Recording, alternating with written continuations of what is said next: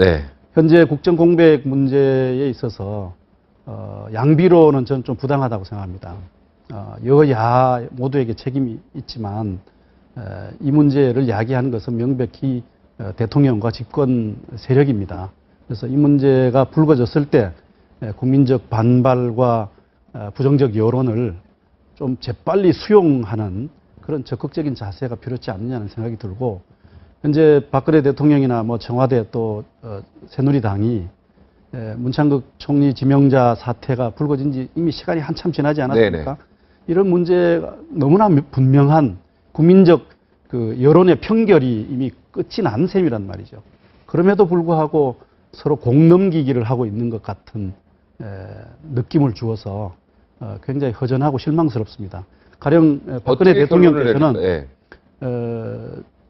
이미 전자결제 뭐 핑계를 댈 수 없는 상황이지 않습니까? 네, 얼마든지 결정을 미루고 있다고 하는 것인데, 이 결정 미룬 것은 이 사태 해결의 공을 문창극 총리 지명자에게 넘긴 셈이란 말이죠. 그렇죠. 근데 문창극 총리 지명자로서는 여러 가지 이유에서 그 공을 받아들이기 어렵단 말이에요. 아니, 나보고 저기 총리를 하라고 할 때는 언제고, 또 내가 언제 뭐 총리 하자고 했냐. 얘기를 들어보니까 뭐 사양했다는 얘기도 네. 있는데 말이죠. 그렇다면 문제 해결은 나에게 총리를 권한 사람들이 뭔가 결정을 해줘야지, 뭐 나에게 이런 얘기를 하느냐. 혹은 또 내가 너무 억울하고 야속하다 이런 대접을 받는 것이, 뭐 그런 점에서 문창극 총리 지명자는 공을 다시 청와대에 넘겨버렸단 말이에요. 네. 서로 이제 공 넘기기를 테니스 하는 것처럼 이렇게 하고 있는데, 국민의 입장에서 보면 공을 넘겼다가 다시 돌려받은 청와대 측이나 또 혹은 자기에게 던져진 공을 다시 청와대에게 넘겨버린 문창극 총리 지명자 양측에 모두 좀 짜증나고 실망스러운 상황이다. 절차적 민주주의 측면에서 보면 청문회 가는 게 옳지 아니, 않습니까? 물론 형식적으로는 가죠. 그렇고 가서 정리해도 될 일이나 네. 적어도 이 문제에 대한 국민적 여론의 평결이 끝이 난 거다. 확실히 정리된 것이다. 이렇게 판단을 해야 될 것이 아닌가 싶어요. 이미 청문회 갈 필요도 없다. 그렇습니다. 현재 그런 부분에 대한 어떤 정무적 판단을 하지 못한다든지, 혹은 또 정무적 판단을 하고 있음에도 불구하고 책임을 미룬다든지, 뭐 이런 상황이 아닌가 싶어서 국민들이. 그래도 법치국가에서 국민적 편결이라는 어떻게 보면은 여론, 네? 애매한, 어떻게 보면은 그것도 뭐 어떻게 여론조사의 형태 아니겠습니까? 현재 여론조사를 뭐 다 믿을 수도 없지만, 네. 그러나 또 그것을 그러니까 무시할 수도 없는. 네, 그러니까 그것 전체적인 네, 네. 국민적 편결이라는 게 네, 국민 여론의 편결이 뭐 확인된 거라면 네. 적어도 60% 내지 70% 가까운 분들이 좀 잘못됐다라고 판단하고 있고, 또 박근혜 대통령의 국정 수행 능력에 대한 평가가 긍정적 여론과 부정적 여론이 서로 지금 엇갈려 가고 있지 않습니까? 최초로 집권 이후 최초로 부정적 여론이 지금 긍정적 여론을 네네. 앞서고 있다는 여론조사 결과가 나오고 있는 상황인데, 뭐 그렇다고 한다면 더 이상 뭐 형식적 절차만 가지고 고집할 필요가 근데 있는 여론 것이다. 심판이라는 건 사실 민주주의 국가에서 굉장히 위험한 거 아니겠습니까? 아니, 그러나 그 여론이 네. 근거가 전혀 없는 것이 아닐까 아닙니까? 네. 뭐 그런 점에서 당연히 근거는 있죠. 그렇죠. 네. 근거 있는 것이고, 또 네. 문창극 총리 지명자께서 본인에 대한 어떤 해명과 설명을 했음에도 불구하고 점점 더 상황이 나빠지고 있다고 하는 점도 주목해야 될 네. 것이라고 그래도 봅니다. 법치국가에서 법에 따라서 절차적 민주주의를 구현하는 것도 또한 모양새가 나쁘지 않을 것 같다. 저는 이런 뭐, 생각이 예, 드는데요. 절차적 민주주의라고 하는 측면도 중요하지만, 이거를 이제 소위 말해서 원론적인 측면과 정치적인 측면을 나눠봤으면 좋겠어요. 원론이라고 하는 것은 뭐냐면 정말 무엇이 진실이냐라고 하는 것을 밝히는 문제겠죠. 그래서 저는 늘 말씀드립니다만은, 저는 문창극 지명자가 우리 사회 중견 언론인이고 지금까지 수많은 글을 써왔고요. 물론 교회에서 이번에 문제가 된 것은 뭐냐면, 교회 내에서 교인들 대상으로 한 강의에서 일제 식민지 시대와 한국 동란을 말하자면 신이 우리한테 준 그런 것이다, 시험한 거다, 뭐 그 시련이다, 이런 거죠. 그래서 뭐 그동안에 과거에 잘 못해가지고 그야말로 그 벌을 준 거다라는 입장, 이런 건데, 그건 이제 정당화라고 보인 거고요.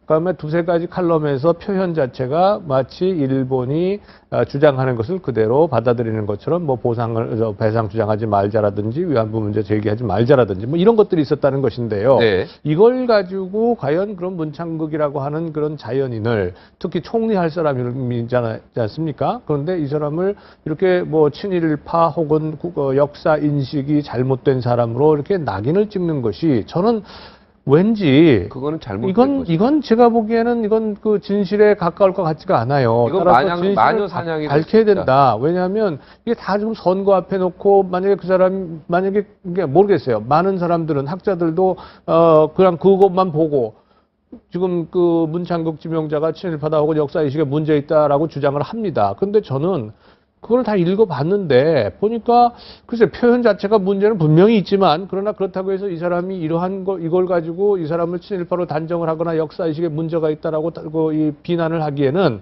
뭔가 석연치 않다 이 말이죠. 그래서 진실이라고 하는 측면에서 저는 반드시 이건 밝혀져야 된다라고 생각을 해요. 그러니까 이제 국무총리 임명 과정하고 전혀 상관없이 네, 이번 기회에 청문회 가서 진실이 이거는 밝혀져야 된다. 뭐 그것이 청문회라면 더욱 좋겠습니다만 하여간 그 정치적인 측면에서 지금 청문회 가는 것 자체가 여권이 상당한 부담을 가지고 있지 않습니까? 오늘 뭐 아까 여론조사 결과 말씀하셨습니다만은 어쨌거나 지금 뭐 부정적인 대통령에 대한 부정적인 평가가 지금 앞서기 시작을 했고 또 여권 지도부에서조차 지금 뭐 사실상 며칠 전부터 계속해서 지금 신호를 보내고 있는 거죠. 또 청와대에서도 대통령이 직접 저 온라인으로 제가하지 않고 지금 돌아와서 하겠다라고 하는 것 자체를 야권이나 혹은 여권의 지도층에서는 지금 스스로 물러가라라고 하는 시그널로 지금 얘기하고 있는 거 아닙니까? 그렇게 네. 이해를 해서. 그런데 그런 측면에서 보면 정치적으로 굉장히 큰 부담은 있을 겁니다. 그런데 과연 이것을 사퇴라는 형식을 빌려서 그냥 서로 봉합하는 것이 과연 타당할 것인가라고 하는 문제가 있어요. 그 아까 말씀드렸던 진실 게임이라고 하는 측면에서는 절대 그래서는 안 되는 거지만 정치적으로 볼 때 과연 그럼 그렇게 하는 것이 지금 당장에는 이익이에요. 분명하게 청와대도 그렇고 부담을 줄일 수 있겠죠. 그런데 이게 과연 옳은 길인가? 정치 과정에서도 네. 앞으로 우리가 학자의 양심으로서 이게 과연 옳은 길이냐? 길이냐? 네. 이게 아무리 이렇게 마녀 사냥 아무리- 공격하는 게 네. 옳은 거냐? 아니 그래서 그렇게 여론이 그렇게 해서 비등해져 가지고 여론이 반대 여론이 들끓는다고 해서 이걸 그냥 사퇴시키고 접고 가는 것이 이게 과연 바람직할 것인가? 우리 사회 민주주의라고 하는 전체적인 그 이 장기적인 발전 과정을 봤을 때 네. 저는 여전히 이 점에 대해서 확신이 안 섭니다. 오히려 차라리 밝히고 우리가 떳떳하게 밝히고 토론할 거 토론하고 논쟁할 거 논쟁하고 해서 정말로 우리가 이 사람에 대해서 정말 제대로 판정한 것인지 우리 사회가 네. 아니면 잘못한 것인지를 명확하게 밝힐 필요가 있다는 물론 거예요. 그 우리 홍 말씀은 교수님 저도- 말씀도 전적으로 네, 동감하는 부분이 많은데요. 아니, 저도 물론 네. 홍 교수 말씀에 일리는 있다고 네. 봅니다. 그러나 현재 이 문제를 가지고 다시 국론이 분열되고 서로 옳으니 뭐 그러니 하고 이렇게 다툼이 계속된다면 그건 국력의 낭비 아니겠습니까? 또 국정의 공백 상태가 이렇게 오래 지속되고 있다는 점도 감안을 해야 된다고 생각하고요. 저는 문창국 총리 지명자가 어떤 가치를 가지고 있느냐라고 하는 것은 뭐 그렇게 중요하지 않다고 봅니다. 왜냐하면 우리 사회가 정말 용인할 수 없는 그런 이제 범위 바깥의 입장을 가지고 있는지 뭐 이 점이 이제 주목할 만한 대목인데 또 하나 중요한 것은 이분이 어떤 가치를 표명을 했었는데 지금 그 생각이 바뀌고 있는지 혹은 또 자기 생각을 얼마나 고집하려고 하고 있는지 뭐 이런 점들이 저는 주목해야 될 대목이라고 봅니다. 혹은 언론인으로서 혹은 또 종교적 영역에서 했던 얘기가 이제 총리로서의 공직 후보자의 입장에서 어떻게 생각하고 있는지의 여부를 들어보는 일은 필요하다고 보죠. 그런데 이분이 몇 차례 발언을 할 때마다 부정적 여론이 더 비등하고 있다는 사실은 뭡니까? 이분이 자기 생각을 바꾸지 않을 것 같다라든지 혹은 또 과거에 했던 발언에 대한 강변을 계속하고 있다든지 뭐 이런 인식 때문에 국민적 여론이 점점 더 나빠지고 있다는 네. 것이라고 저는 네. 해석하고 싶어서요. 그러니까 국민적 여론 그렇다고 측면에서는 본다면 그런데 민주주의의 큰 어떻게 보면은 우리 대한민국의 미래를 이끌어갈 이 민주주의 제도 측면에 있어서 볼 때는 우리가 법적 절차를 다 거치는 것도 하나의 아니 법적 굉장히 절차도 의미가 거쳐야 있다고 되고 보고, 예. 그다음에 또 그 내용도 실제로 문창국 총리 지명자가 뭐 교회에서 했던 발언 또 전쟁 성폭력 문제에 대한 인식 이런 그것도 것들이 해명도 하고 진의가 그것도- 무엇인지 네, 그것도 밝혀야죠. 혹은 또 과거에 했던 그 자신의 발언이 현재로서는 어떻게 생각하는지 이렇게 사과를 받을 건 받고 네. 또 진위를 확인할 건 확인해야 되는데 제가 그렇게 희망을 걸지 못하는 것은 이분이 해명할 때마다 점점 더 국민의 여론은 점점 더 부정적이 되어가고 있단 말이죠. 네. 그렇다고 한다면 그 문창극 총리 지명자의 그 태도나 인식 체계 속에 뭔가 문제가 있다는 것을 보여주는 것 아니겠습니까? 그런 지금의 점에서 여론이 절차 지키는 것은 괜찮다 이겁니다. 그러나 그렇게까지 갈 필요, 에너지를 정치학에서 공부할 때 막 여론 어떤 심판 막 이런 여론으로 모든 걸 모는 게 사실은 굉장히 전체주의적 공산주의 약간 좀 위험한 부분도 있지 않습니까? 이게 그 소위 그 우리가 그 저 잘 아시잖아요. 히틀러와 관련된 우리 책들을 보면은요. 어떻게 이 독일과 같은 그런 아주 그 유럽에서도 선진 국가가 하루아침에 그렇게 그 전체주의 이로 빠져드는지에 대한 거, 그러니까 아주 그냥 그 패션, 뭐 우리 열정이라든가 뭐 이런 그 우리 제목, 우리 책들 많이 보잖아요. 어떻게 국민 대중이 한꺼번에 쫙 빨려 들어가서 이렇게 아주 네. 극우적인 파시즘, 나치즘을 지지하게 되는지를 갖다가 적나라하게 보여준단 말이죠. 저는 지금 이 우리 사회의 문창극 후보자에 대한 그런 그 친일파 논란이라든가 역사 인식의 오류 문제, 잘못됐다는 이런 그 주장들이 문창극이라고 하는 사람을 그런 방식으로 완전히 그냥 한꺼번에 그냥 빠뜨려 버리는 것이 된 거예요. 그런데 그렇게 생각을 하는데 저는 문창극 개인에 대해서는 별로 관심이 없습니다. 솔직히 얘기해서. 그 개인의 명예, 그거는 문창극 씨한테는 중요합니다. 그런데 저한테는 그렇게 중요하지 않아요. 제가 우려하는 바는 뭐냐면요. 문창극이라고 하는 사람이 40년 기자 생활을 했는데다가 관훈 클럽의 총무를 지냈고 대표적인 이 언론인이란 말이에요. 우린 대한민국을 대표하는 언론인 중에 한 사람이란 말이에요. 근데 이러한 사람을 칼럼에 나온 거 몇 개, 뭐 온누리 교회에서 강연한 거 한두 개, 이거 가지고서 지금 친일파의 역사 인식에 문제 있는 사람으로 한꺼번에 그냥 둔갑을 시켜버렸어요. 하루아침에. 그리고 지금 말씀하신 것처럼 얘기할 때마다 지금 여론이 나빠진다. 여론이 지금 자체가 그렇게 평가를 하고 있기 때문에 나빠지는 것이죠. 진실하고 상관없는 거예요. 그래서 저는 진실을 좀 밝혀보자는 겁니다. 그리고 아까 말씀하신 것처럼 우리가 이렇게 계속 만약에 문제 나빠진다고 해서 여론 나빠지면 쑥 빼고 자 사퇴시키고 이렇게 하면 언제 정말로 청문회가 제대로 영향력을 제대로 기능을 합니까? 될 사람만 청문회 올리자는 얘기 아니에요. 청문회 있는 이유가 뭔데요? 전체적으로 보면 이런 문제인 것 같아요. 박근혜 대통령께서 이제 총리를 지명하는데 좀 통합형 인사를 지명해야 된다. 이 사건이 갖는 교훈은 그런 거라고 봅니다. 그러니까 뭐 문창국 총리 지명자의 그 태도나 또 역사 인식의 문제도 끝까지 따져보는 것도 물론 필요합니다만은 이 일로부터 우리 정치권과 국민들이 무엇을 교훈으로 얻어야 될 것이냐 하는 것이 중요하지 않습니까? 저는 앞으로 장관을 임명한다든지 총리를 임명할 때 선거 때 박근혜 대통령께서 보여주었던 그 초심, 사회적 통합을 통해서 국민적 에너지를 모아서 새로운 시대를 준비하자. 이런 정신을 좀 잊지 마셨으면 좋겠다. 그 교훈을 지금 이 사태로부터 얻지 못한다면 또 다른 실수가 계속될 것이다. 저는 그렇게 봅니다. 내일 또 그 점이 이제 대단히 박근혜 중요합니다. 대통령이 순방 마치고 돌아오시는데요.